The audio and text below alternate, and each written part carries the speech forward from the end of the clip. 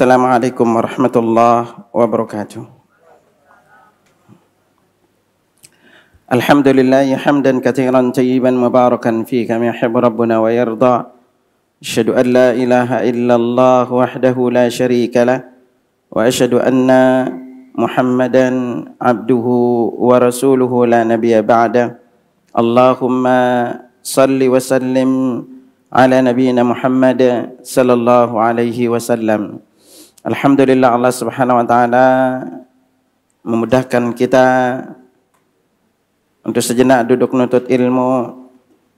Semoga Allah Subhanahu wa taala memberikan kita kemudahan di dalam memahami apa yang kita pelajari, juga dimudahkan di dalam mengamalkannya.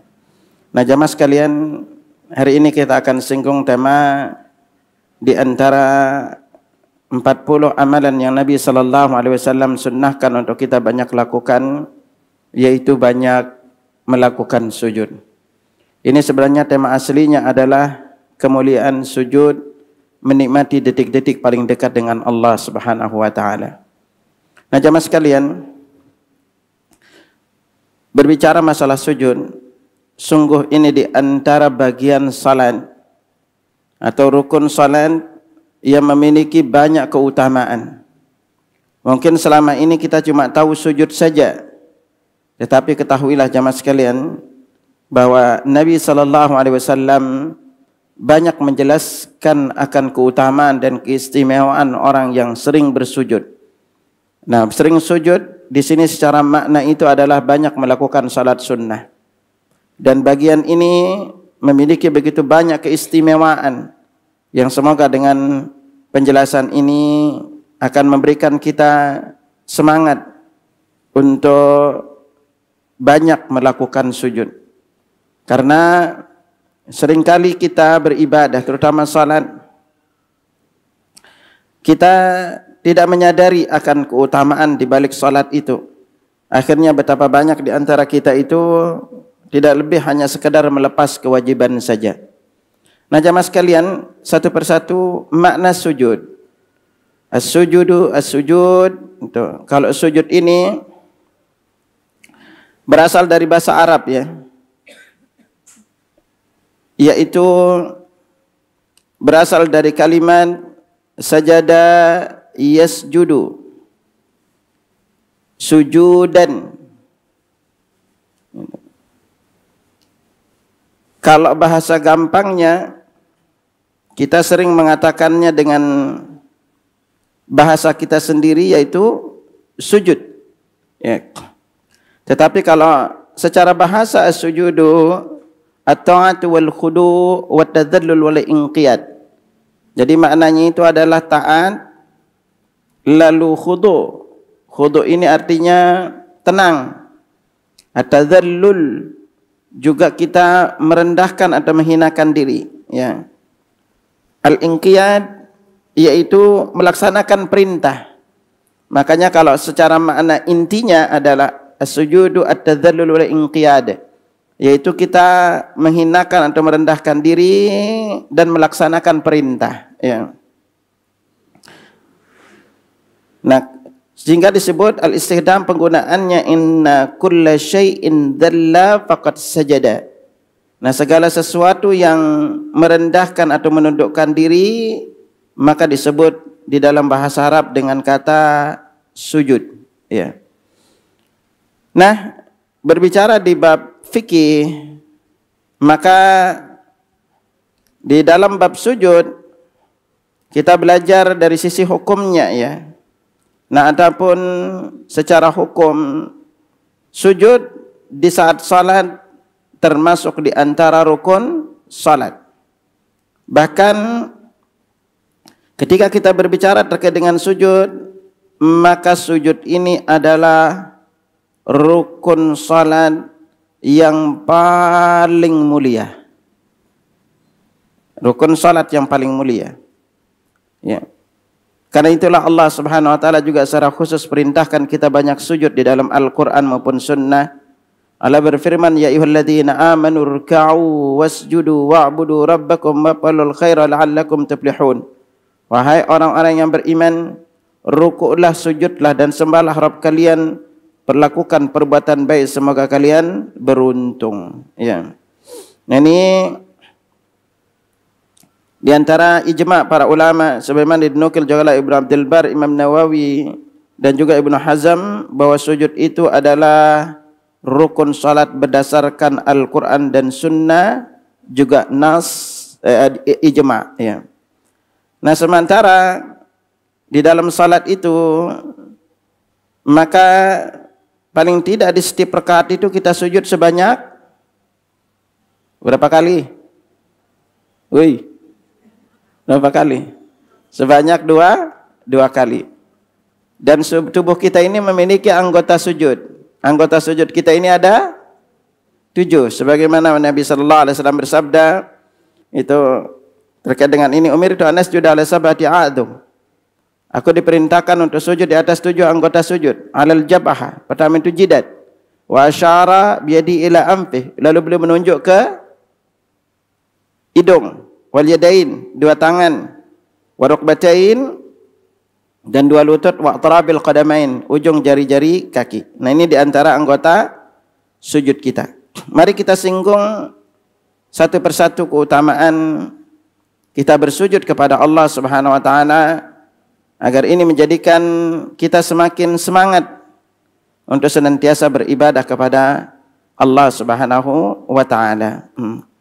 Nah, tadi kalau secara bahasa, maka makna sujud itu adalah al-khudu' wa tadhallul bi khabdir ra's, yaitu kita tunduk, menghinakan diri dengan kepala, dengan menundukkan kepala. Adapun secara syariat yaitu al-inhina'u wal mailu bitijahil ardi bisyaklin kamilin biwadi a'dha'in mahdudatin, yaitu kita menunduk dengan mengarahkan wajah dengan mengarahkan diri ke tanah atau ke bumi dengan sifat yang sempurna dengan anggota badan tertentu. Ya, jadi kita tahu sujud bahwa kita yaitu mengarahkan anggota badan kita ke tanah. Yaitu ada 7 anggota badan yang tadi, yaitu dengan sifat tertentu. Ini di antara beberapa.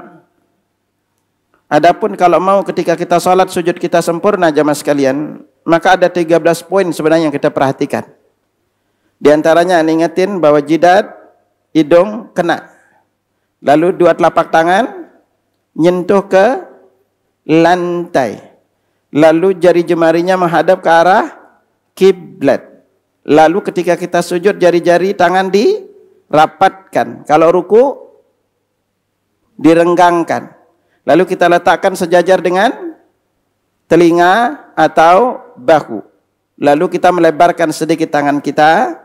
Lalu tidak boleh perut menyentuh paha. Lalu paha belakang menyentuh betis. Lalu paha tidak boleh dirapatkan. Jadi harus posisinya direnggangkan. Ini di antara berapa poinnya. Lalu badan kita ini lurus, jangan dibengkokkan gini, tapi lurus.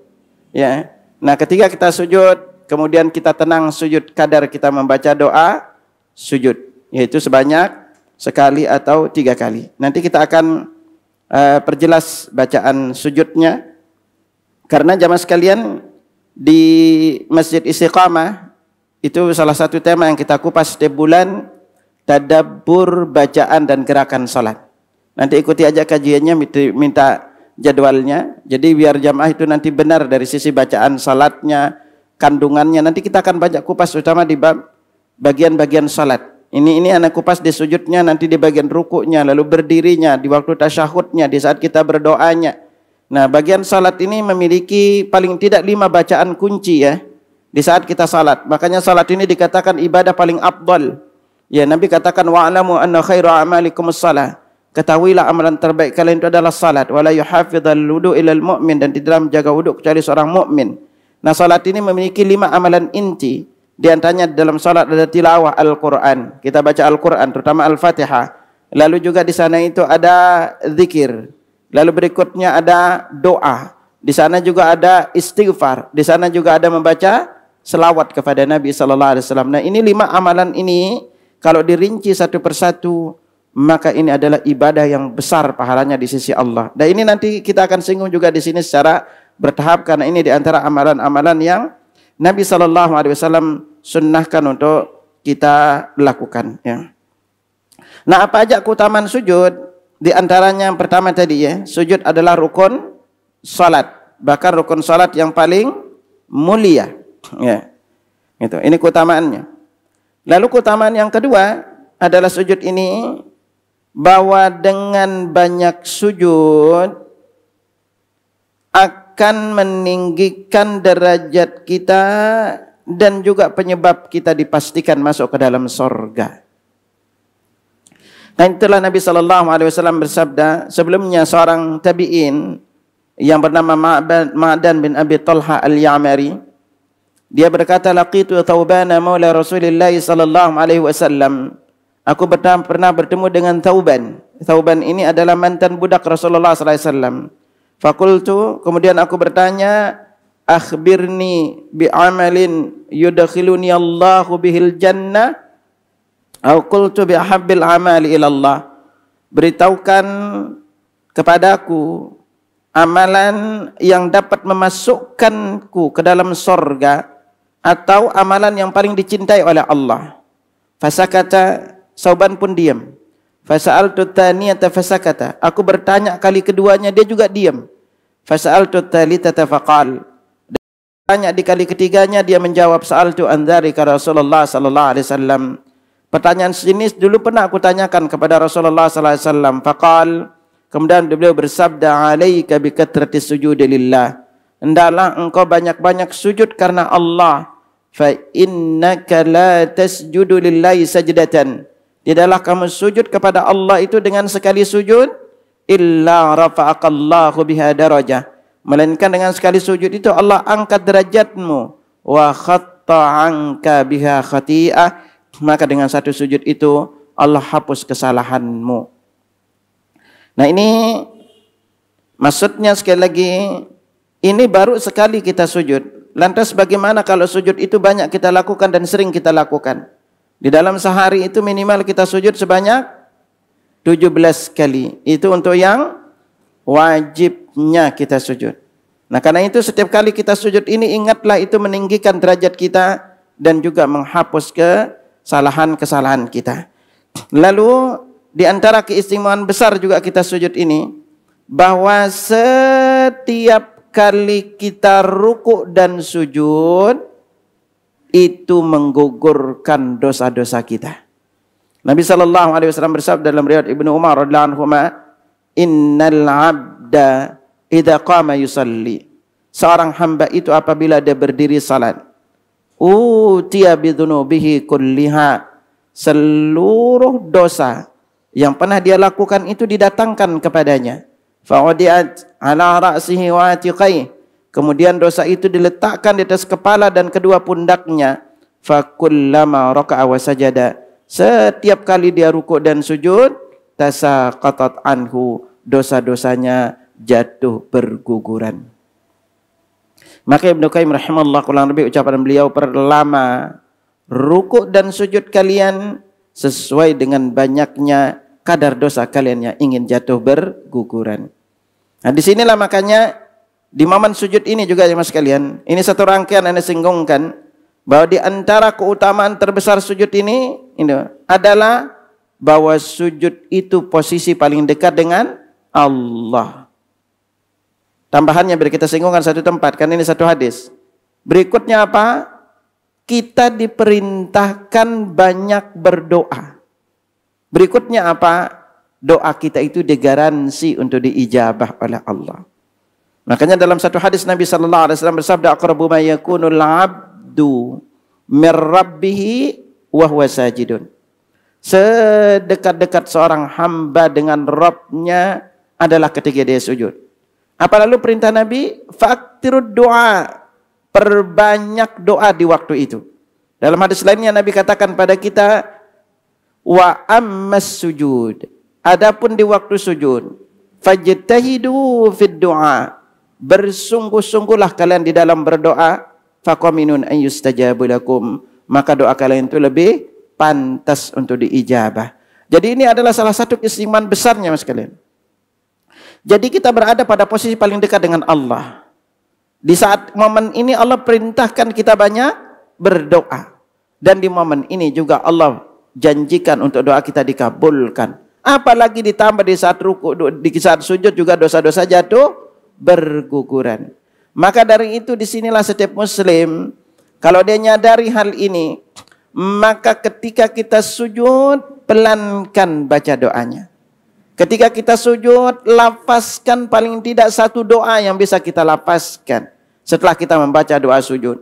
Di antara salah satu doa sujud yang bisa kita baca adalah yang di saat momen dosa-dosa kita jatuh berguguran, kita bisa membaca doa Allahumma ufirli dzambi kullahu. Ya Allah, ampuni seluruh dosaku, diqqahu wa jillahu, yang kecil maupun yang besar, wa awwalahu wa akhirahu, dosa yang pertama dan yang terakhir, wa alaniyatahu wa sirrahu, yang aku lakukan terang-terangan maupun tersembunyi. Makanya ini manfaatkan momen ini. Seringkali kaum muslimin ini kadang-kadang kalau sujud sholat itu matok-matok kayak ayam. Enggak sempat lamain dikit sujudnya. Ustaz, gimana kalau siapa sujud agak lama kepala pusing gitu. Ini karena kita enggak biasain aja ya. Coba aja biasain. Sempatkan diri selesai membaca subhana rabbiyal azim. Subhana rabbiyal a'la. Sempatkan diri untuk membacanya. Entah doa pendek, ada Quran banyak doa pendek yang Nabi baca. Di antara yang sering beliau baca adalah Rabbana atina fid dunya hasanah wa fil akhirati hasanah wa qina adzabannar. Juga di antara doa pendek yang beliau baca adalah ya muqallibal qulub tsabbit qalbi ala dinik. Maka manfaatkan momen ini untuk berdoa. Nikmati detik-detik ketika kita dekat dengan Allah Subhanahu wa taala. Kadang-kadang kita ini sering lupakan untuk kita meminta di waktu ini. Dan di antara poinnya adalah berdoa di saat sholat ini tidak boleh hanya melamakan sujud terakhir saja. Berarti tidak boleh. Karena ritme sujudnya Nabi itu adalah hampir sama waktunya. Makanya kalau dia melamakan sujud terakhir untuk berdoa ini kurang tepat, tidak sesuai dengan contoh Nabi SAW. Dan tidak boleh hanya berdoa di tasyahud, di sujud terakhir saja. Maka perintah berdoa itu adalah setiap kali kita sujud. Makanya kita bisa memilih doa yang pendek. Karena ini adalah di antara momen penting, di antara momen-momen doa kita mustajab. Karena sekali lagi tadi 4 keistimewaan khusus di waktu sujud. Pertama, itu adalah posisi paling dekat dengan Allah. Yang kedua, kita diperintahkan untuk banyak berdoa di waktu ini. Yang ketiga, doa kita itu dijamin untuk diijabah. Dan yang keempat itu adalah momen sujud dosa-dosa kita jatuh berguguran. Makanya manfaatkan momen ini. Untuk kita, apakah kita ketika berdoa harus pakai bahasa Indonesia atau Arab? Maka lebih baik pakai bahasa Arab. Cari doa yang kita ngerti artinya. Jangan sampai nanti ketika membaca doa, doanya sendiri nggak ngerti artinya. Karena di antara persyaratan doa kita diijabah oleh Allah, Nabi sabdakan pada kita, ud'ullah wa antum muqinuna bil ijabah. Berdoalah kalian dengan keyakinan penuh Allah mengijabah doa kalian. Wa'lamu anna Allah la yastajibu du'aan min qalbin ghafilin lah. Karena Allah tidak mengijabah hati yang berasal dari hati yang lalai dan lengah. Makanya ini manfaatkan momen untuk kita berdoa setiap kali sujud, bukan hanya di sujud terakhirnya. Lalu di antara keistimewaan berikutnya kita sujud adalah orang yang banyak sujud akan mendapatkan syafaat dan juga bisa bertetangga dengan Nabi sallallahu alaihi wasallam. Ya. Jadi kita bisa berdekatan dengan Nabi sallallahu alaihi wasallam kelak di hari kiamat. Karena kenapa? Sekali lagi karena banyaknya sujud yang kita lakukan.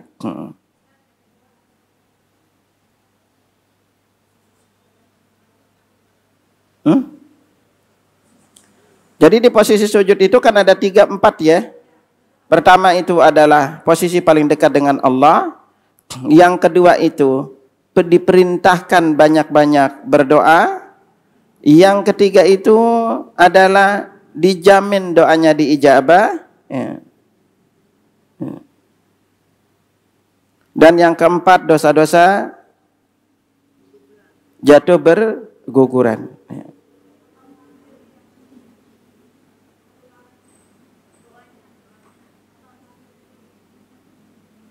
Doa pertama kita bisa baca itu di antara Rabbana atina fid dunya hasanah wa fil akhirati hasanah wa qina adzabannar, atau ya muqallibal qulub tsabbit qalbi ala dinik wa ya musarrifal qulub sarrif qalbi ala ta'atik. Ini bisa kita baca di antara doa ini. Ya Allah maghfirli dzambi kullahu dikkahu wa jillahu wa awwalahu wa akhirahu wa alaniyatahu wa sirrahu. Nah, kita lanjut. Di antara juga keistimewaan atau perintah untuk kita banyak sujud, yaitu orang yang banyak sujud akan bertetangga dengan Nabi sallallahu alaihi wasallam kelak. Sebuah hadis yang diriwayatkan dari sahabat yang bernama Rabi'ah bin Ka'ab al-Aslami radhiyallahu anhu, dia berkata, kuntu abitu ma'a Rasulillah sallallahu alaihi wasallam. Aku pernah bermalam bersama Rasulullah sallallahu alaihi wasallam. Fa'ataituhu biwadu'ihi wa hajatihi. Aku membawakan air wudu dan air untuk keperluan hajat beliau. Ya, seperti apa untuk bersuci dan lainnya. Faqala li, maka kemudian beliau bersabda kepadaku, sal ay utlub minni hajatuka ma turiduhu. Dari sal gitu. Artinya adalah mintalah hajatmu atau apa yang kamu butuhkan kepadaku. Ya. Lalu atau dalam penjelasan lain, ya, ketika ditanya seperti ini, maka dia berkata, aku mikir-mikir. Kalau aku minta dunia, dunia ini panah. Maka kemudian Rabi'ah berkata, faqultu as'aluka murafaqataka fil jannah. Aku minta agar dekat denganmu di sorga. Ai akunu qariban minka wa musahiban lak. Atau aku dekat dan menjadi sahabatmu kelak di sorga. Mendengar permintaan ini, spontanitas Nabi bertanya, "Aw ghairu dzalik?" Ada permintaan yang lain enggak? Qultu huwa dzak. Itu. Lalu Rabi'ah berkata, aku hanya minta itu doang. Minta agar bisa menjadi teman di sorga. Faqala Nabi sallallahu alaihi wasallam, kemudian Nabi bersabda, fa'inni ala nafsika bikatatis sujud. Bantu aku mewujudkan cita-citamu dengan banyak sujud. Ay'anni ala hadzal amr hatta yuhaqqa Allahu lak falzam katatas sujud fis salati wal faraid wan nawafil. Maka Nabi menganjurkan kepadanya bahwa kalau kamu kepingin Allah wujudkan cita-citamu, bantu aku dengan banyak sujud. Baik itu di dalam salat, terutama salat sunnah. Itu salat-salat sunnah ya. Itu juga sujud yang ada sebabnya. Ya, seperti apa? Sujud syukur, sujud tilawah ya. Nah, di sini apa? Ini rumusnya. Jadi siapa saja yang ingin berteman dengan Nabi di sorga, maka di antara persyaratannya adalah dia banyak sujud, banyak melakukan salat sunnah. Itu. Karena kenapa jamaah sekalian? Di antara juga fungsi besar dari salat sunnah ini, yaitu menutupi kekurangan salat wajib kita. Ya. Menutupi kekurangan salat wajib kita. Karena itu kita ini kalau salat, jemaah sekalian, ketika kita salat ini, maka setiap orang yang salat itu pahalanya berbeda-beda. Karena Nabi sabdakan pada kita, innar rajula la yansarifu. Seorang itu selesai salat wa ma kutiba lahu illa 10 salati. Pahala salat itu dicatat baginya 1/10-nya. Lalu turun ke bawah tuh 1/9, 1/8, lalu 1/7, 1/6, 1/5, 1/4, 1/3 sampai dengan setengahnya. Makanya di sini kita diajarkan jemaah sekalian, bahwa salat sunnah atau salat ini adalah amalan paling pertama dihisab oleh Allah Subhanahu wa taala. Ya, Nabi sabdakan inna awwala ma yuhasabun nasu bihi yaumal qiyamati min a'malihim as-salatu. Sesungguhnya amalan yang pertama kali diperhitungkan dari manusia pada hari kiamat dari amalan-amalan mereka adalah salat. Ya.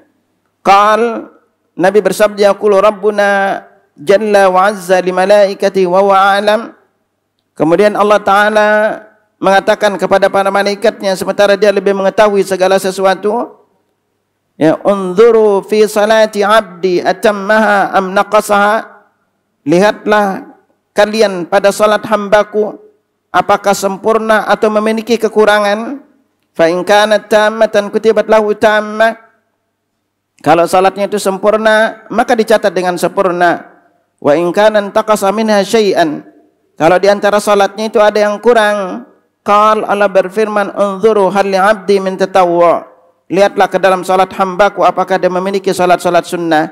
Fa in kana lahu tatawwu'an. Kalau dia memiliki salat-salat sunnah, Allah berfirman, atimmu li 'abdi faridatahu min tatawwu'ihi. Maka sempurnakanlah pahala bagi hambaku dikarenakan salat sunnah yang ia lakukan. Tsumma tu'khadul a'mal ala dzakum. Kemudian amal lainnya pun diperlakukan dengan yang sama. Makanya dari sini kita belajar juga jemaah sekalian bahwa salat sunnah maka kita mendapatkan jumlah rakaatnya itu ada yang 10, ada yang 12 dan ada yang 14. Ya. Kalau yang 10 maka secara khusus tidak memiliki keutamaan. Ya, secara khusus. Ya, sebagaimana hadis diriwayatkan dari Ibnu Umar radhiyallahu anhu, diriwayatkan oleh Bukhari dan Muslim, Nabi sallallahu alaihi wasallam dia berkata, hafiztu minan Nabi sallallahu alaihi wasallam 10 raka'at. Aku menghafal dari Nabi sallallahu alaihi wasallam itu sebanyak 10 rakaat. Rakataini qabla adh-dhuhri, wa rakataini ba'da. 2 rakaat sebelum zuhur, 2 rakaat setelahnya, wa rakataini ba'dal maghribi fi baitihi, wa rakataini ba'dal isya fi baitihi, wa rakataini qabla salatil fajri. Jadi 2 rakaat setelah maghrib, 2 rakaat setelah isya di rumah beliau, di rumahnya, dan 2 rakaat sebelum salat subuh. Inilah jumlahnya sebanyak 10. Yang punya keutamaan khusus adalah kalau kita melakukannya sebanyak 12 rakaat. Maka Nabi sallallahu alaihi wasallam bersabda, "Ma min muslimin yusalli lillah kulla yawmin 12 rak'atan tatawwu'an ghaira fariidatin illa banallahu lahu baitan fil jannah." Di dalam seorang muslim itu salat setiap hari, salat sunnah sebanyak 12 rakaat dilakukan karena Allah, melainkan Allah bangunkan baginya sebuah rumah di surga.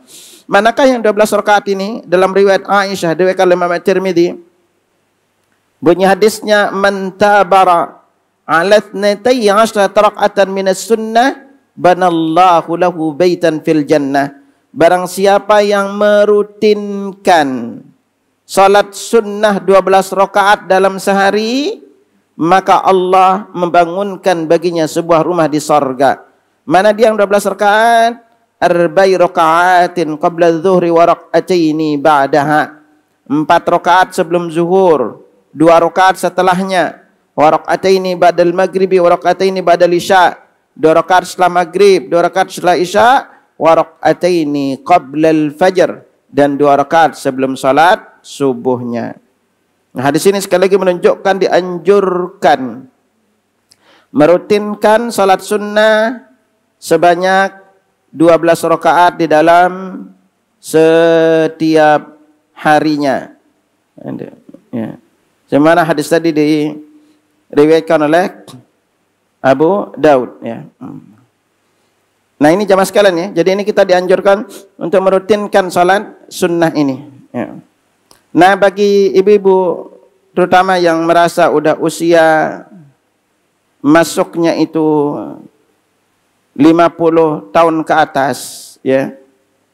Ana sangat anjurkan, ini rata-rata 30-an kan? Ya. Ibu-ibu yang udah masuk usia 50 tahun ke atas, ya. Dari sekarang ambil jaminan diharamkan masuk api neraka. Apa amalannya? Jagalah 4 rakaat sebelum zuhur, 4 rakaat setelahnya.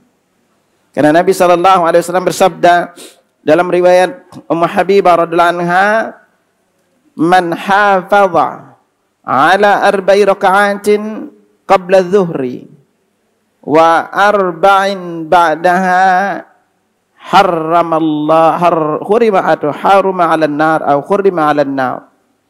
Ya, barang siapa yang merutinkan salat sunnah 4 rakaat sebelum zuhur dan 4 rakaat sesudahnya, maka akan diharamkan baginya api neraka.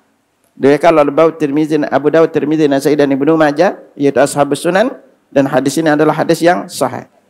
Nah, yang 4 rakaat ini gimana melakukannya? Lakukanlah 2 rakaat, 2 rakaat. 2 rakaat. Dan keistimewaan salat sunnah, untuk salat sunnah yang punya qabliyah, ya, maka salat sunnah yang paling afdal itu adalah qabliyah subuh. Sampai Nabi SAW tidak meninggalkannya baik dalam keadaan beliau safar maupun mukim.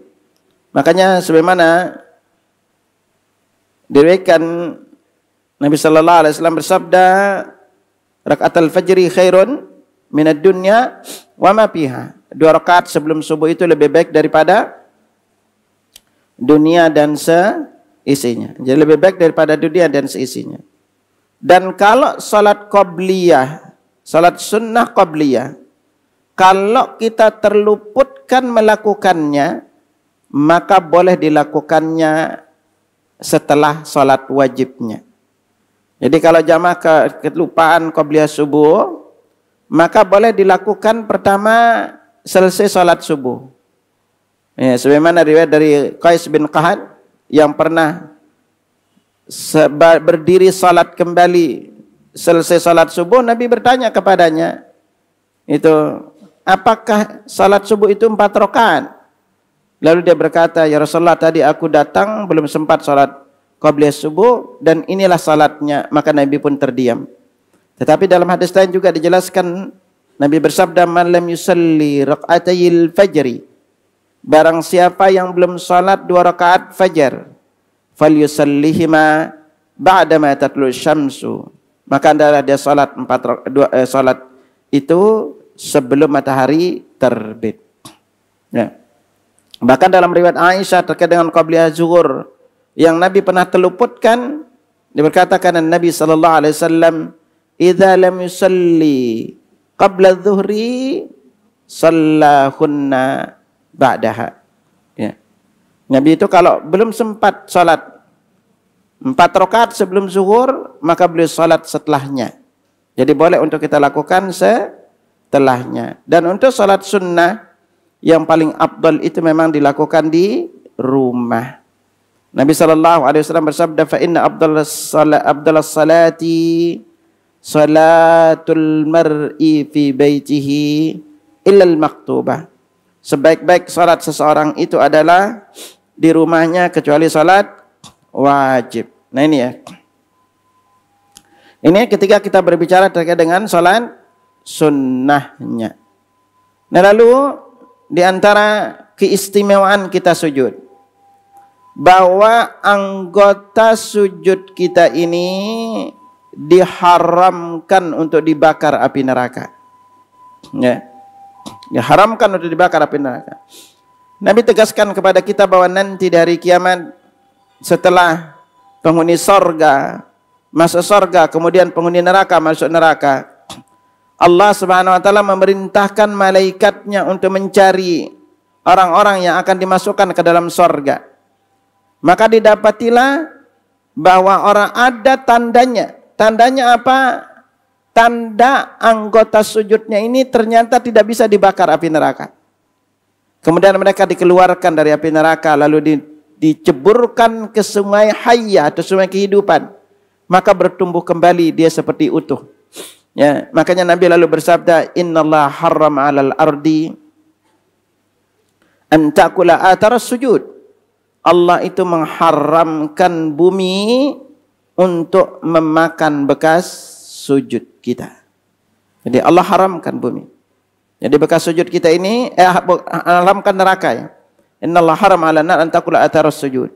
Allah itu mengharamkan neraka untuk membakar bekas sujud kita. Ya, jadi di api neraka tidak akan terbakar.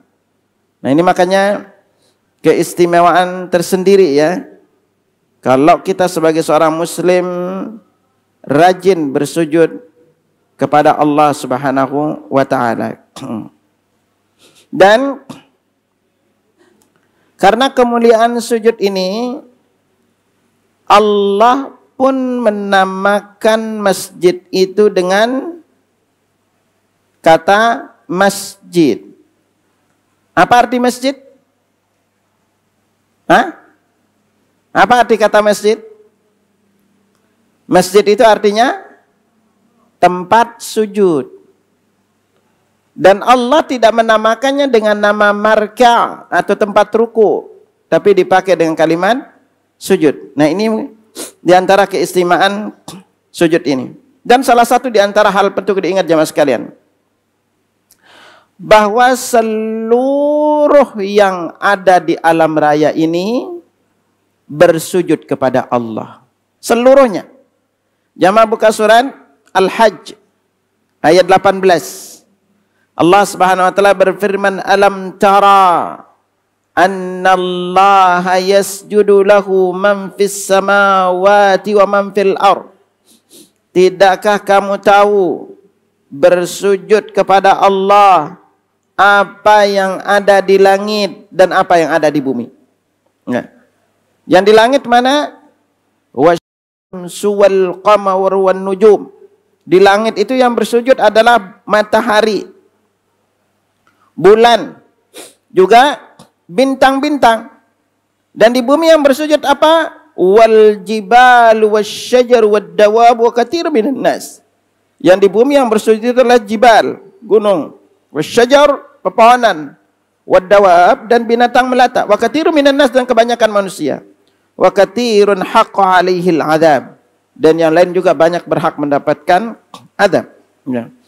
Dan ayat lain juga seperti surah An-Nahl ayat 49, Allah berfirman, walillahi yasjudu ma fis samawati wa ma fil ardi min dabbah wal malaikah wa hum la yastaghfirun. Dan bersujudlah kepada Allah apa yang ada di langit dan apa yang ada di bumi, min dabbatin wal malaikah, baik itu berupa binatang melata maupun malaikat, wa hum la yastaghfirun, dan mereka tidak sombong ya.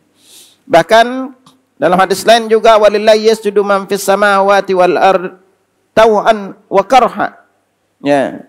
Dan bersujudlah kepada Allah apa-apa yang ada di langit dan bumi, baik itu dengan senang maupun ada kalanya mereka diperintahkan untuk melakukannya, ya. Nah, ini jadi di sini kita belajar bahwa bersujud kepada Allah apa yang ada di langit dan bumi. Makanya kita enggak boleh bersujud kepada selain Allah. Ibu-ibu ingat, bukan tanda anak itu berbakti dengan dia sujud di bawah kakinya. Apalagi sampai minum bekas cuci kaki ibunya. Itu apa manfaatnya gitu kan. Itu ingat, bukan itu cara kita berbakti sama orang tua. Kita disuruh perintah menghormati orang tua kita, merawatnya di usia tua, tidak berkata kasar kepadanya. Ini. Nah, ini makanya ini diantara keistimewaan kita bersujud kepada Allah Subhanahu wa taala. Ya. Dan nanti juga di hari kiamat itu kita akan diperintah untuk sujud ya oleh Allah. Ketika Allah Subhanahu wa taala berfirman, yauma yakshafu an saq wa yud'auna ila sujudi fala yastati'un khasyiatan absarum tarhaquhum dhillah wa qad kanu yud'auna sujudi wa hum salimun.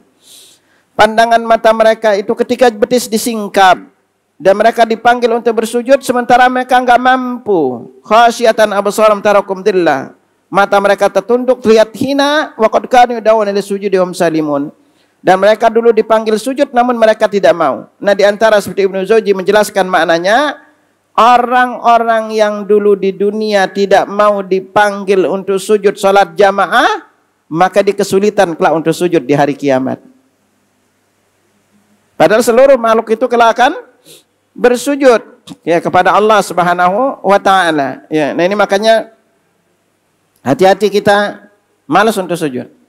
Karena itulah juga di antara penyebab terbesar syaitan keluar dari sorga karena apa? Nggak mau sujud. Makanya setiap kali kita baca ayat sajadah, lalu sujud, itu syaitan menangis. Maka Nabi SAW bersabda dalam riwayat Muslim, "Idza qara ibnu Adam as-sajadata fasajada." Idza qara ibnu Adam as-sajadata fasajada. Apabila anak Adam itu membaca ayat sajadah, fasajada, kemudian dia bersujud. Itu jelas syaitan ya beki. Syaitan pun menyingkir sambil menangis. Yaqul, dia berkata, ya wailah, celakalah aku. Umira banu Adam bisujudi fasajada falahul jannah. Anak Adam itu disuruh sujud, dia mau sujud baginya sorga. Wa umirtu bisujud fa abaitu falyan nar. Sementara aku disuruh sujud, lalu enggak mau sujud, maka bagiku neraka. Makanya jemaah sekalian, ketika kita sujud, lalu kita membaca doa sujud, apa bacaan doa sujud sahwi tilawah? Sajada wajhiya lilladzi khalaqahu wa syaqqa sam'ahu wa basarahu bihaulihi wa quwwatihi fatabarakallahu ahsanul khaliqin. Ustaz enggak hafal. Udah baca sujud biasa aja. Baca sujud biasa aja. Lalu di antara keistimewaan orang yang sujud ini adalah sujudu lillahi min sifatil mu'minin alladzi yabtaghuna radallahu anhum wal fawza bil jannah. Jadi sujud itu merupakan sifat orang-orang mukmin yang mencari redha Allah dan Allah janjikan untuk mereka surga. Karena itu Allah berfirman dalam surah Muhammad, Muhammadur Rasulullah.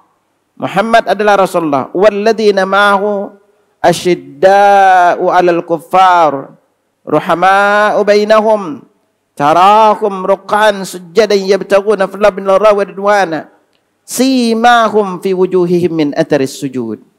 Jadi Muhammad Rasulullah dan orang-orang yang bersama mereka keras terhadap orang-orang kafir dan kasih sayang di antara mereka.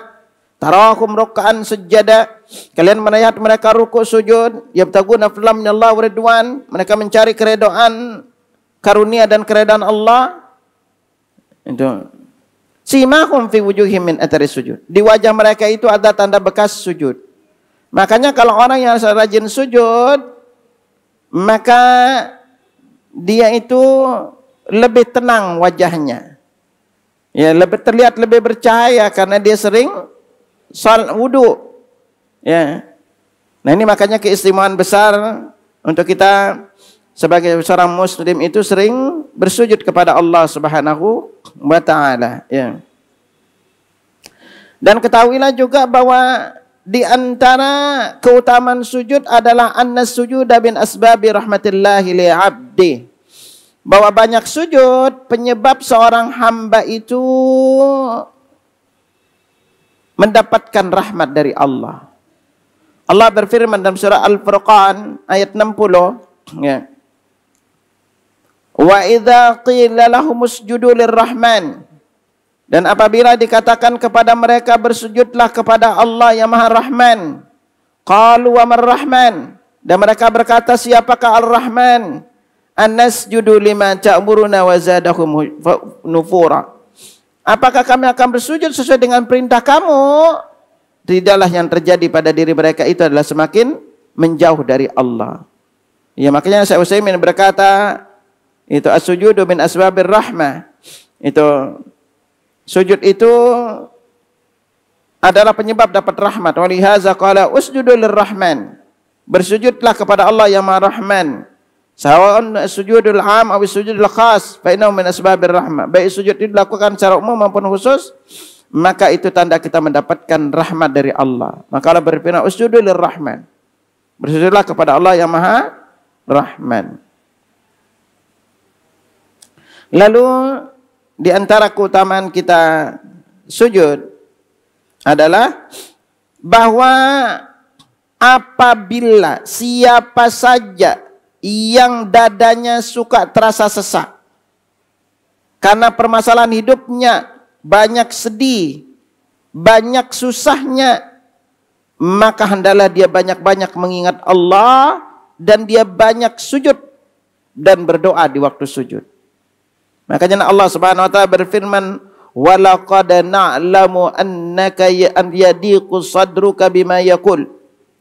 Dan kami sudah tahu dadamu terasa sesak terhadap ucapan-ucapan mereka. Apa salah? Fasabbih bihamdi rabbika wa kum minas sajidin.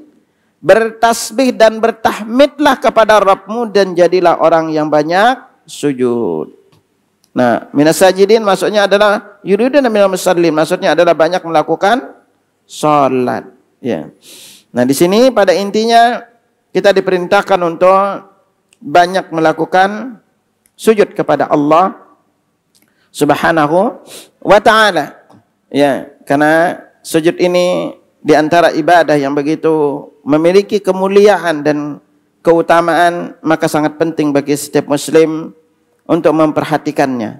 Nah, satu momen tadi yang lupa ana singgungkan ke jamaah. Kenapa kok di saat kita sujud itu doa kita makbul? Ya. Selain tadi 4 poin yang kita jelaskan, bahwa Allah itu dekat kepada hambanya itu di 3 tempat. Momen yang pertama tadi ketika sujud. Momen yang kedua adalah ketika berada di sepertiga malam terakhir. Karena itu Nabi SAW bersabda, "Aqrabu ma yakunur rabbu minal abdi fi jawfil lailil akhir." Sedekat-dekat Rabb kepada hambanya di sepertiga malam terakhir. Kalau di waktu sujud, hamba yang mendekat kepada Allah. Tapi kalau di sepertiga malam terakhir, Rabb yang mendekat kepada hamba. Karena itulah Allah Subhanahu wa taala turun ke langit dunia di sepertiga malam terakhir. Allah Subhanahu wa taala, Nabi sallallahu alaihi wasallam bersabda, "Yanzilu Rabbuna tabaraka wa ta'ala kulla lailatin ila as-sama'id dunya hina yabqa thuluthul lailil akhir." Rabb kita tabaraka wa ta'ala turun ke langit dunia ketika tinggal sepertiga malam terakhir. Yaqul, kemudian menyeru, "Man yad'uni fastajibalah." Siapa yang berdoa kepadaku, aku ijabah. Wa man yas'aluni fa'utiyah. Siapa yang meminta kepadaku, aku beri. Wa man yastaghfiruni fa'ghfiralah. Dan barang siapa yang mohon ampun, aku ampuni. Ini di antara momen kita paling tidak itu banyak mendekat kepada Allah di momen ini. Maka dari itu setiap muslim perhatikanlah di waktu ini. Karena ini adalah tempat terbaik untuk kita meminta kepada Allah Subhanahu wa taala di sepertiga malam terakhir. Adapun amalan kita di sepertiga malam terakhir adalah yang pertama itu adalah berzikir kepada Allah, ya. Salat, ya. Salat. Kemudian yang kedua adalah berdoa. Ya. Dan yang ketiga adalah istighfar. Ini 3 momen ini, ya, kita paling dekat dengan Allah. 3 amalan ini yang diperintahkan di sepertiga malam terakhir. Dan waktu Allah juga dekat dengan kita adalah di saat kita berdoa. Allah berfirman di dalam surat Al-Baqarah ayat 186, "Wa idza sa'alaka 'ibadi 'anni fa inni qarib." Dan apabila hambaku bertanya kepadamu tentang wahai Muhammad, katakanlah sesungguhnya aku itu dekat. Ujibu da'watad da'i idza da'an. Aku mengijabah doa siapapun yang berdoa. Itu. Apa lalu Allah perintahkan, "Falyastajibu li." Maka hendaklah dia memenuhi panggilanku. Yu'minu bi, dan beriman kepadaku, la'allahum yarshudun, semoga mereka mendapatkan petunjuk, ya. Dan di antara keutamaan tadi yang lupa ana singgungkan jamaah sekalian, bahwa di antara keistimewaan kita sering melakukan salat sunnah, maka memperbanyak salat sunnah di antara penyebab doa kita makbul di sisi Allah Subhanahu wa ta'ala. Nabi sallallahu alaihi wasallam bersabda, "Man 'adani waliyan faqad adzantu bil harb." Siapa saja yang memusuhi waliku, maka dia telah menyatakan perang denganku. Ya. Wa ma taqarraba ilayya 'abdi bi syai'in habba ilayya mimma taradtuhu alaihi. Tidak ada amalan yang paling aku cintai hambaku mendekatkan diri kepadaku selain yang aku wajibkan kepadanya. Wa ma zalu 'abdi yataqarrabu ilayya bin nawafil hatta uhibbah.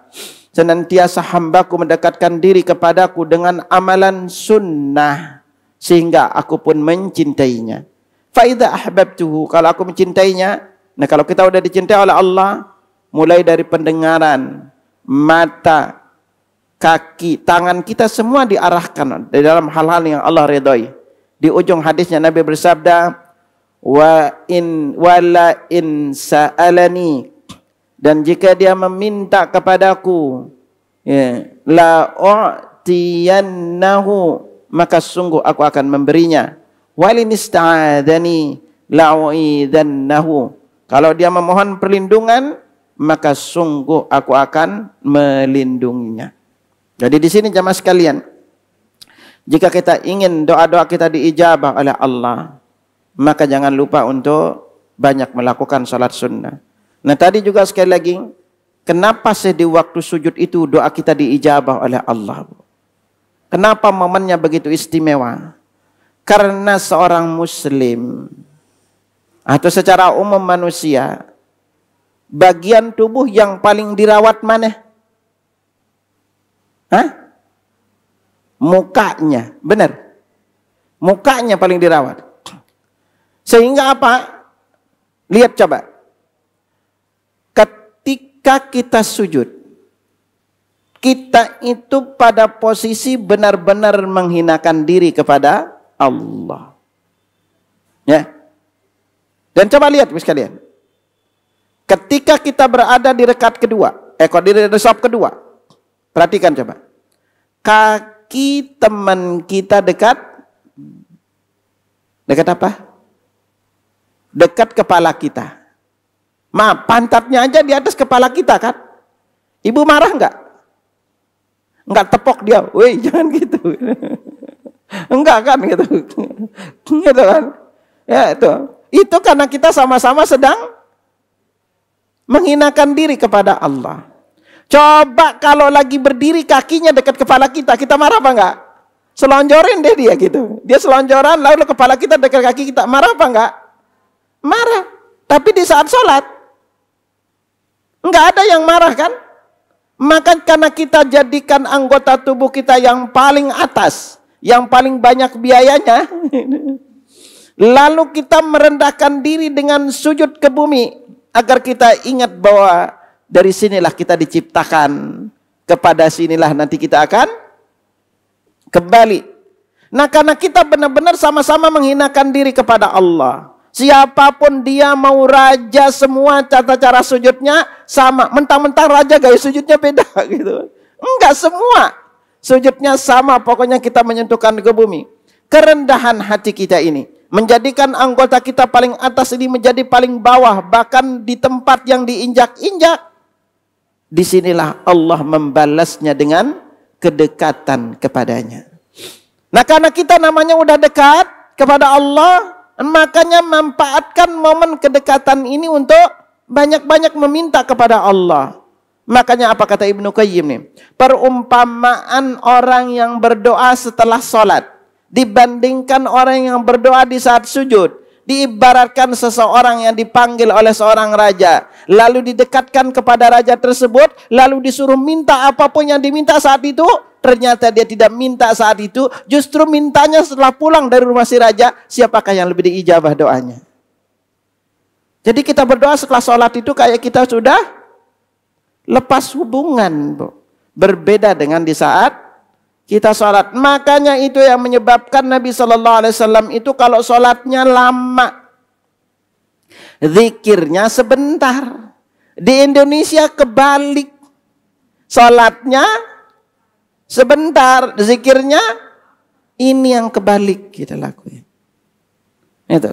Makanya manfaatkan pokoknya jamaah sekalian kalau bisa nih punya paling tidak 8 doa atau 4 doa yang rutin kita minta kepada Allah. Fokuskan doa-doa yang paling sering dibaca Nabi. Hatta walaupun kita punya masalah hidup, coba minta di waktu sujud kepada Allah. Nah, doa-doa. Ingat doa ini kita baca kapan? Selesai baca doa sujud. Kita baca doa sujud dulu. Ikutin. Ya. Ikutin.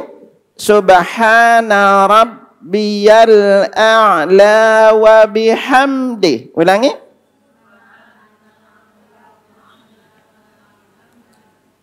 Ulangi. Masih gaya TPA ini. Mana sih gitu? Jadi bacanya itu pertama nunnya jangan dipanjangin. Jangan bilang subhana rabbiyal a'la. Ini keliru. Ikuti subhana.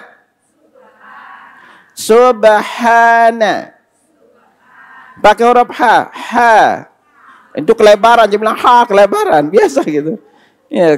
Jadi hanya kalau fathah dikit aja. Subha.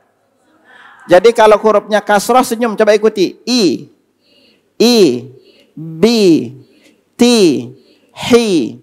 Nah, ketika fathah gerakin dikit. Ha. Jangan ha, kelebaran. Itu ya. Ikut aja, ikuti. Ha. Subhana.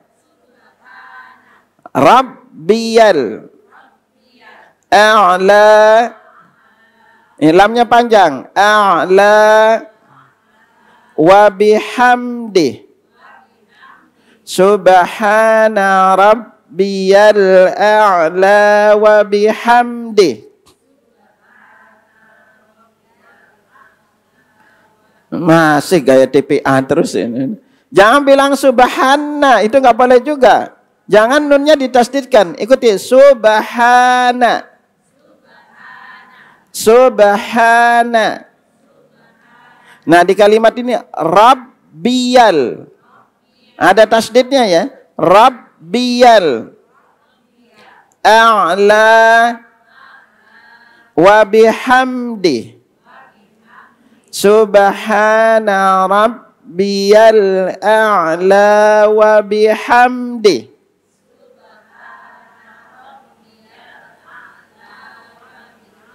Lagi. Jangan sampai subhana, itu keliru. Subhana rabb. Ulangi. Nah, jadi itu subhana rabb. Subhana rabbiyal a'la wa bihamdi. Nah, makanya jangan nyerocos bacanya. Subhanallah. Itu kalau udah baca nyerocos saja. Nah, doa sujud itu ada 9 macam. Udah hafal berapa? Ini orang-orang istiqomah. Nambah hafalannya apa? Jadi 3 diantaranya doa sujud itu sama ya. Jadi yang pendek kita bisa pakai subhana rabbiyal a'la. Atau ditambahkan subhana rabbiyal a'la wa bihamdi. Nah, 3 yang sama, doa ruku dan sujud. Yang pertama yang sama subhanakallahumma rabbana wa bihamdika Allahumma ghfirli. Ini boleh. Ini sujud, ruku sujud sama. Yang kedua subuhun kudusun rabbul malaikati warruh. Atau yang ketiga subhanadzil jabarut wal malakuti wal kibriyai wal azamah. Ini bisa dipilih. Nah, kalau yang lebih baik lagi kalau membaca yang bunyinya apa? Itu yang diriwayatkan oleh Abu Dawud. Allahumma ghfirli dzambi kullahu. Ya Allah, ampuni seluruh dosaku. Kita minta di saat dosa-dosa kita jatuh berguguran diampuni, seluruhnya. Diqqahu wa jillahu, yang kecil maupun yang besar. Wa awwalahu wa akhirahu, yang awal dan yang terakhir. Wa alaniyatahu wa sirra, yang kita lakukan terang-terangan dan sembunyi. Kenapa kita minta dosa-dosa yang pertama dan terakhir kita lakukan? Mungkin dulu ibu banyak melakukan dosa-dosa kesalahan di waktu SMA. Itu udah sholat suka telat. Itu SPP dipakai berjajan. Di sekolah makan 5 gorengan bilangnya 3 gitu. Nah ini. Nah masa-masa lalu ini kita minta dosa-dosa kita yang dulu diampuni oleh Allah. Makanya di saat kita menghinakan diri kepada Allah, inilah momen di mana doa-doa kita diijabah oleh Allah Subhanahu wa taala. Maka jadikan kalau bisa jemaah sekalian punya paling tidak doa yang rutin diminta. Ya doa-doa pendek yang sering Nabi baca. Yang paling banyak Nabi baca itu diantaranya Rabbana Atina, Bu. Makanya Anas bin Malik karena aktor doain Nabi SAW yang paling banyak Nabi baca Allahumma Rabbana atina fid dunya hasanah wa fil akhirati hasanatan wa qina adzabannar. Coba kita baca, ikuti. Allahumma Rabbana atina fid dunya hasanah wa fil akhirati hasanah wa qina adzabannar. Nah doa kedua yang banyak Nabi baca, ya muqallibal qulub tsabbit qalbi ala dinik. Ibu-ibu yang punya banyak hutang ada? Woi, yang banyak hutangnya. Yang punya banyak hutang bisa baca doa ini. Allahumma kfini bihalalika an haramika wa aghnini bifadlika amman siwaka.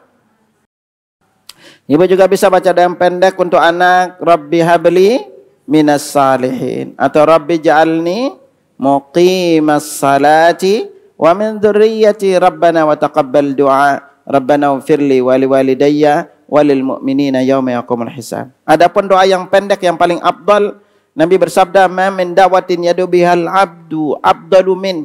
Tidak ada doa yang paling afdal seorang hamba itu minta, yaitu Allahumma inni as'alukal mu'afata fid dunya wal akhirah. Apa enggak? Allahumma inni as'alukal mu'afata fid dunya wal akhirah. Atau ibu bisa baca Allahumma inni as'alukal afwa wal afiyata fid dunya wal akhirah. Ini bagian daripada zikir pagi dan petangnya. Nah, karena itu di sini kita belajar jemaah sekalian bahwa sujud itu memiliki banyak keutamaan. Makanya kalau orang itu tidak sempurna ruku dan sujudnya, tidak tumakninah di waktu ruku dan sujud, walaupun dia salat 60 tahun, Allah tidak akan terima salatnya. Nabi SAW bersabda, Innar rajula la yusalli sittina sanah. Ada seorang itu salat selama 60 tahun. Wa ma tuqbalu lahu salatun. Tidak ada satupun salatnya yang Allah terima. Kenapa Allah talak salatnya? La'allahu yutimur ruku wa la yutimmus sujud. Ada kalanya dia menyempurnakan ruku, tidak menyempurnakan sujud. Wa yutimmus sujud wa la yutimur ruku. Dia sempurnain sujudnya, rukunya yang dia tidak sempurnakan. Makanya seorang sahabat pernah melihat ada orang yang salat mematok-matok kayak ayam. Kemudian dia berkata, "Lau mata hadza ala hali hadhihi."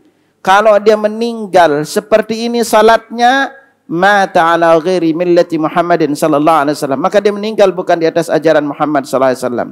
Kenapa saking pentingnya sujud jemaah sekalian? Ingat salat itu dibagi jadi 3 bagian. Nabi sallallahu alaihi wasallam bersabda, "As-salatu thalathatu atlas." Salat itu dibagi menjadi 3 bagian. At-tuhuru tulutun.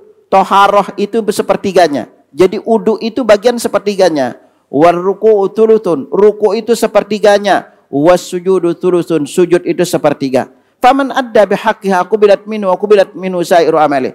Barang siapa yang melakukan 3 bagian ini dengan benar, maka Allah terima amalnya dan terima juga amal-amalnya lain. Barang siapa yang tidak diterima amalnya, maka amalan lain pun itu ditolak. Ya kalau Allah tidak terima tolak salat kita. Maka ini pentingnya jamaah sekalian untuk kita jaga. Ketika rukuk dan sujud tumakninahlah. Jangan bawaannya cepat-cepat aja. Ibu-ibu satu salat rata berapa jam, Bu? Satu salat berapa jam? Udah cuma salatnya 5 menit. Dandannya berapa jam?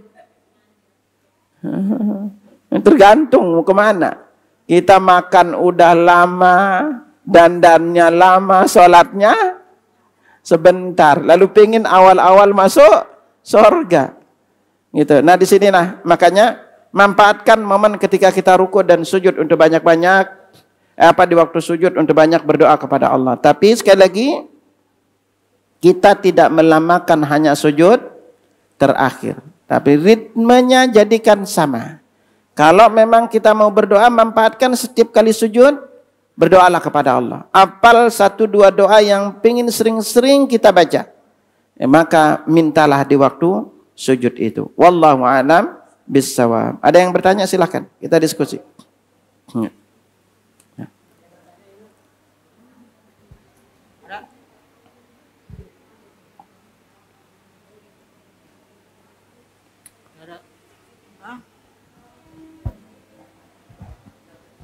Assalamualaikum warahmatullahi wabarakatuh. Waalaikumsalam. Ustadz, itu kan sholat sunnah 12 rakaat. Tapi kalau zuhurnya sesudahnya 4 rakaat, berarti 14 rakaat kan? Yeah. Itu sebenarnya hukumnya goib apa namanya? Apa? Oke, jamaah sekalian. Jadi salat sunnah ini dari sisi jumlah silahkan dipilih. Dipilih.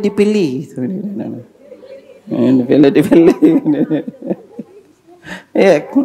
Mau dibangunkan rumah di sorga, lakukan 12. Kalau kepingin diharamkan masuk api neraka, lakukan 14. Mau yang mana? Ya udah lakuin. Kalau pingin dibangunkan rumah di sorga, kan banyak sarananya, Bu. Baca surat Al-Ikhlas 10 kali, dibangunkan rumah di sorga. Ikut bangun masjid, dibangunkan rumah di sorga. Ya. Nah kalau kepingin diharamin masuk neraka, udah. Karena kalau ibu udah diharamkan masuk neraka, pasti masuk. Dapat rumah nggak di sorga? Ya udah. Nah tinggal kita mana yang mampunya. Ya kalau mama sekarang udah nggak sibuk daripada bengong di rumah, Ustaz, mending banyak sholat. Ada yang bilang katanya ini goib. Goib apa doib? Doib. Siapa yang bilang doib, Bu? 4 rakaat ini kita tinggal pilih. Ada yang rawatib muakkad namanya. Rawatib muakkad ini 10 atau 12. Ya. Ini adalah pilihan kita. Yang ngatakan doib hadisnya siapa? Perlu ditanyain gitu yang ngomong hadisnya doib. Karena hadis ini diriwayatkan oleh 4 imam loh. Abu Dawud, Tirmizi, Nasai, Ibnu Majah dari Ummu Habibah radhiyallahu anha. Dan mereka mengatakan hadis ini adalah hadis sahih. Ya, 4 rakaat sebelum zuhur, 4 rakaat setelahnya. Tinggal dipilih kalau 4 rakaatnya itu dilakukan gimana? Maka lakukan 2 rakaat, 2 rakaat. Ya. Karena belum pernah menemukan ada imam mengatakan hadis ini doib. Ya. Gitu. Yang mengatakannya mungkin yang keliru, Bu. Untuk ya. Ada lagi? Ya. Assalamualaikum warahmatullahi wabarakatuh. Ustaz, ini kita kan umur udah tua. Ya, udah alhamdulillah tua, Bu. Gitu. Ibu dipanjangkan usianya sampai tua, kita yang muda belum tentu sampai tua. Enggak, kadang-kadang kalau bangun tidur kan suka ngilu badan pada sakit. Jadi kalau melakukan sholat malam, sholat tahajud gitu sampai witir itu, jadi suka dipaksa jadi duduk. Itu diterima nggak Pak Ustadz, Pak? Kita sholatnya apa pahalanya sedikit apa banyak? Tapi kalau untuk yang sholat wajib sih dipaksain untuk berdiri. Cuman kalau tahajud itu kadang-kadang kan lama, jadi suka duduk aja. Ya bismillah ya sekalian. Kalau untuk sholat sunnah walaupun kita mampu berdiri, boleh sholat dengan duduk. Tetapi dapat setengah pahala orang berdiri. Ya, itu kalau kita kondisinya mampu. Tetapi apabila kita tidak mampu karena sakit, lalu kita sholat dengan duduk, maka pahalanya sempurna. Karena Nabi SAW bersabda, "Idza maridal 'abdu aw safara kutiba lahu ma kana ya'malu muqiman sahiha." Apabila seorang hamba itu sakit atau musafir, maka dicatat pahalanya sama seperti yang dia lakukan dikala dia mukim, dikala dia safar. Makanya orang-orang yang terbiasa sholat di masjid atau berjamaah, dia rutin jamaah setiap adzan berkumandang. Lalu Allah takdirkan sakit di rumah yang menjadikan dia tidak bisa ke masjid, maka pahalanya tetap dicatat persis seperti dia sholat ke masjid.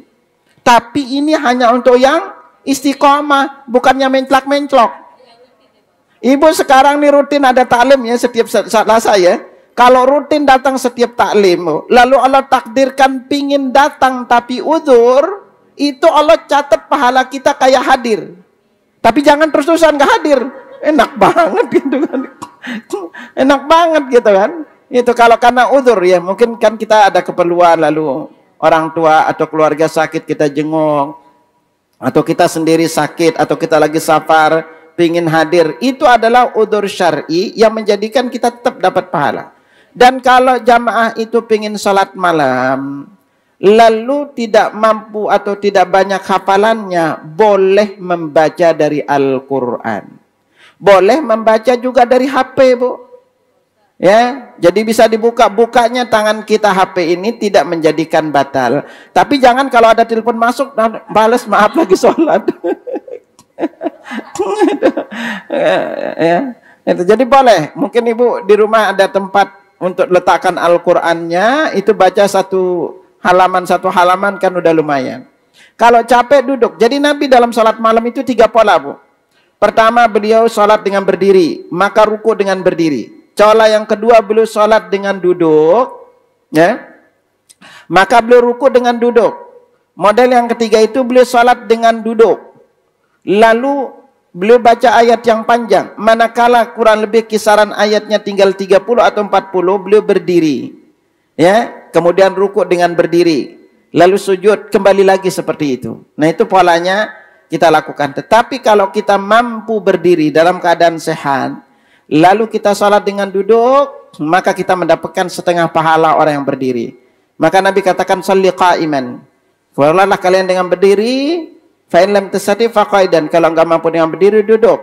Kalau enggak mampu duduk dengan berbaring. Makanya Nabi tegaskan dalam hadis lain, "Salatul qa'id." Salat orang yang duduk, nisfu ajril qa'im. Setengah pahala orang yang salat dengan berdiri. Nah, tinggal Ibu pilih mana yang nyamannya ya untuk kita lakukan ketika kita salat ya. Ada lagi? Silakan, Pak. Itu Assalamualaikum Pak Ustaz. Waalaikumsalam. Kan kalau menghafal apal yang baru itu gimana Pak Ustaz? Lupa, suka lupa. Aku susah gitu, Yeah. nangkapnya agak susah gitu Pak Ustaz gitu. Yeah. Gimana itu? Oke, bismillah. Itulah namanya lansia, Bu. Ya, karena faktor ya, tapi cara, Masya Allah, Ibu udah 75, udah banyak banget. Ibu masih sehat, itu kayak muda aja begitu ya. Ya. Ya itu, kan Allah udah bilang sama kita dalam surat Yasin, "Wa man nu'ammirhu nakishu fil khalq." Siapa yang kami panjangkan usianya, kami kurangi dalam fisiknya. Ya.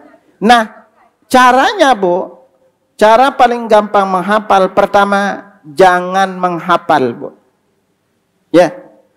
Otak kita ini, Bu, kalau dengar kata hafal bawaannya apa? Pusing, Bu. Ya, benar gak? Oh, bilang hafal pusing. Gitu. Nah, yang kita lakukan apa? Baca dulu, Bu. Jadi, otak kita nih, kalau kita berbicara di dunia saraf, setiap kalimat, ucapan, suasana, situasi baru yang kita alami, otak itu membentuk saraf baru, Bu. Makanya kalau Ibu banyak masalah, itu otaknya lebih sehat, Bu. Serius. Ya, karena kenapa? Ibu banyak mikir. Ketika mikir itu otak itu punya bentuk saraf baru. Kalau otak kita ini diem, bengong, itu cepat mati orangnya, Bu. Itu makanya bersyukur kalau ada masalah. Dan cara untuk membentuk saraf otak ini sering membaca, Bu. Makanya banyak para ulama menjelaskan ke kita, orang yang sulit pikun adalah orang yang rajin baca Al-Quran. Sulit pikun. Karena ketika ibu membaca terbentuk saraf baru. Makanya kenapa ibu nggak lupa Al-Fatihah, Bu? Kenapa nggak lupa? Nah, itulah otak kita ini, dia punya namanya jalur saraf. Ketika kita membaca pertama kali terbentuk jalur saraf baru. Ini jalur saraf baru ini akan hilang dalam hitungan jam, Bu. Tetapi ketika kita baca berulang, dia membentuk jalur saraf, Bu. Kayak jalan setapak, ya. Jalan setapak sekali dua kita lewat nggak kebentuk. Tapi kalau udah lama dilewatin, kebentuk dan sulit. Pohon rumput itu minggir aja sendiri, nggak mau di tengah itu kan, gitu. Sama dengan kita. Makanya kalau mau menghafal, pertama itu jangan menghafal. Baca aja berulang-ulang sambil terbentuk saraf baru di kepala kita. Karena kita mudah ngapal itu karena ini nggak ada memori kalimat itu di otak kita, Bu. Tetapi ketika dia ada memori akan gampang. Makanya kenapa jamaah, coba rasain deh. Apabila kita pergi ke tempat yang baru, perjalanan ke sana rasanya apa? Lama. Pas pulang itu karena kita memori otak ini udah ada pas pulangnya itu. Coba aja kan ya. Gitu. Dan di antara cara paling ingat hafalannya, Bu, menghafallah dengan membawa emosi, Bu. Emosi itu setiap peristiwa yang ada emosinya, apalagi namanya emak-emak, nggak akan pernah lupa. Sejarah. Makanya emak-emak itu dikatakan ahli sejarah gitu. Itu sulit lupa. Kita itu kenang-kenang. Coba aja, Bu. Suami ibu tanya tanggal lahir anak, ingat apa lupa? Nggak akan ingat, Bu. Tapi kalau emak-emak ingat gitu loh. Karena itu suatu yang terbawa emosi. Apalagi kalau ada yang nyakitin ibu, wah itu sulit. Suami lupa janji diingat terus tuh, gitu kan. Suami udah lupa padahal gitu. Nah makanya ketika kita menghafal itu butuh ketenangan. Sulit untuk kita ngapal itu kalau utang banyak, Bu. Mikirin utang, makanya coba ke dalam suasana tenang, nyaman kita menghafal, dan ingetin baca dulu berulang-ulang. Jangan menghafal, baca aja dulu. Baca berkata, insya Allah kalau ibu satu ayat ulangi 100 kali, Bu, seoon-oonnya apal, Bu. Coba aja nanti ulang 100 kali. Ambil satu ayat, ulang 100 kali, Bu. Insya Allah ibu apal. Nah, seoon-oonnya apal kok, Bu. Karena kebentuk saraf baru di otak kita. Dan ketika dia terbentuk saraf, maka inilah yang menjadikan kita jauh lebih ingat. Itu yang menyebabkan Al-Fatihah kita nggak pernah. Coba Al-Ikhlas, surat Al-Ikhlas apal apa enggak? Tiap hari dipakai sholat, gak pindah-pindah gitu kan. Gitu. Mau ngapal kembali trikul aja kembalinya gitu kan. Itu karena kita sering makainya. Rata-rata surat yang kita lupain itu karena jarang dipakai. Itu. Makanya ibu kenapa kalau orang itu pinjam uang ibu selalu ingat. Yang minjem uang itu amnesia, gitu. Itu aja yang pinjam uang amnesia, gitu. Kita ingat aja tuh utangnya belum dibalik-balik. Dianya sendiri udah lupa. Gitu. Ya karena kita ketika dipinjemin, kalau sebuah peristiwa itu terkait dengan emosi gampang. Makanya kenapa ibu-ibu dulu kita ujian ya, kalau lupa lalu salah pas buka lagi, ingat apa enggak? Ingat banget. Dulu ini lupa nih gitu. Ya, inilah karena kita dibalik nostalgia itu ada kesan emosinya. Karena manusia itu aslinya manusia emosian, ya. Yang menjadikan kita ingat. Semua kenang-kenangan yang terkait dengan emosi kita rata-rata ingat ya. Sakit hati, dihina orang lain itu ingat terus nggak bisa kelupa. Walaupun kita maafin, dia dimaafin deh gitu. Tapi kalau udah kayak gelas pecah aja sulit terbentuk kayak aslinya. Nah, itu karena dia terbawa emosi, ya. Makanya sekali lagi kalau mau menghafal, ulang-ulang aja dulu, berkali-kali diulang, jangan berniat menghafal. Niat dulu mengulang-ulang. Ketika kalimat-kalimatnya udah terasa lentur di lidah, lentur di mulut kita, itu nanti menghafalnya itu jadi lebih gampang kita lakukan. Makanya nanti ibu mau ambil surat apa, baca dulu 100 kali.